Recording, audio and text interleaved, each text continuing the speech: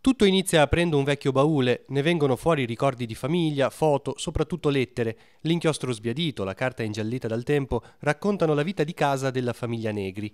E a poco ai due periti, incaricati di raccogliere materiale su Donnando, utile alla causa di beatificazione, viene spontanea la sorpresa che in fondo non c'è solo Donnando, ma anche Olga e Gigetto Negri, i due fratelli forse meno conosciuti, eppure non meno importanti per statura morale e spirituale. C'era una sensibilità umana, una affinità religiosa cristiana tra Gigetto, che allora aveva nemmeno 30 anni, e il fratello e la sorella e la mamma del tutto particolari. Da lì ci siamo incuriositi e abbiamo scoperto davvero una ricchezza di spiritualità e una ricchezza di valori umani straordinari. Così nasce l'avventura di Pierluigi Pezzi e Francesco Baratta, ultimata con la pubblicazione del volume Non solo Donnando, Olga e Gigetto Negri, presentato in occasione del 12° anniversario della scomparsa del sacerdote. Si pensava che la santità è non solo di Donnando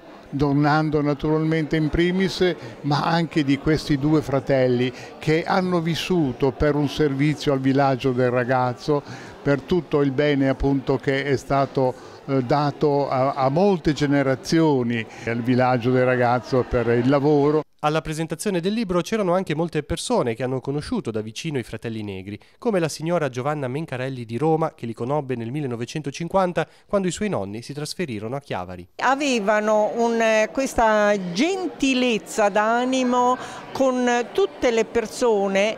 A me sembravano miei coetanei, invece erano coetanei dei miei genitori, quindi delle persone che avevano questa capacità di adeguarsi a qualsiasi persona e a qualsiasi età.